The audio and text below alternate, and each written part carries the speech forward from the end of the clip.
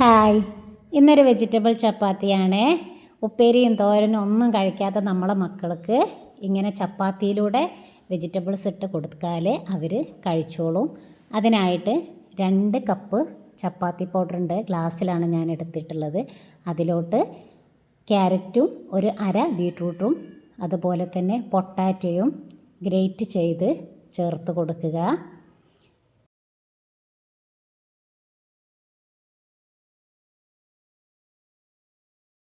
അതിൻ്റെ കൂടെ ഒരു ടേബിൾ സ്പൂൺ ചില്ലി ഫ്ലേക്സും ചേർത്ത് കൊടുത്തിട്ടുണ്ട്. ഇനി അതെല്ലാം കൂടെ ഒന്ന് മിക്സ് ചെയ്ത് കൊടുക്കുക. 2 ഗ്ലാസ് ഗോതമ്പ് പൊടിയാണ് ഞാൻ എടുത്തിട്ടുള്ളത്. അതിന് വേണ്ടി 1.5 ഗ്ലാസ് വെള്ളം തിളപ്പിക്കുക. അതിലോട്ട് ഉപ്പ് ചേർത്ത് തിളക്കാൻ വെക്കുക.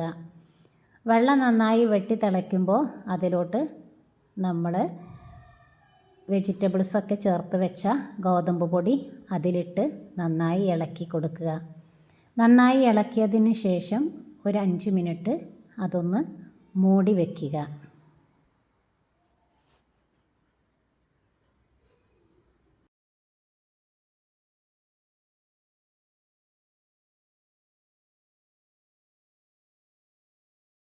ഇനി മാവെല്ലാം നന്നായി ഒന്ന് കുഴച്ചെടുക്കുക. നമ്മുടെ ചപ്പാത്തി ഒന്ന് സോഫ്റ്റ് ആകാൻ വേണ്ടിയിട്ടാണ്. അതിലോട്ട് ഇത്തിരി വെളിച്ചെണ്ണയും ചേർത്ത് കൊടുക്കുക. ഇനിയും നന്നായിട്ടൊന്ന് കുഴച്ച് മാറ്റി വെക്കുക.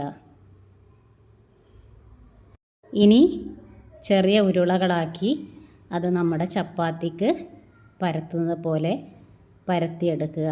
ആദ്യം ഒന്ന് പ്രസ് ചെയ്തെടുത്താലേ നമുക്ക് പരത്താൻ എളുപ്പമാവും.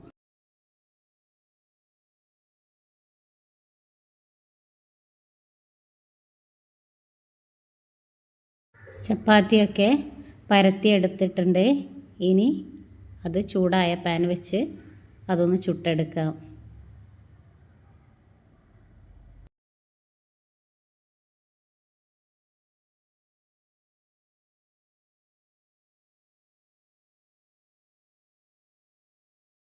ചപ്പാത്തിയെല്ലാം പരത്തി ചുട്ടെടുത്തിട്ടുണ്ട്.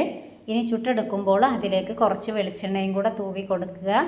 അപ്പം നല്ല സോഫ്റ്റായ വെജിറ്റബിൾ ചപ്പാത്തി ഇവിടെ റെഡി ആയിട്ടുണ്ട്. ഇനി അതിലോട്ട് ചിക്കൻ കറിയോ മുട്ടക്കറിയോ എന്ത് കറിയും നിങ്ങൾക്ക് ഉണ്ടാക്കി കൊടുക്കാം.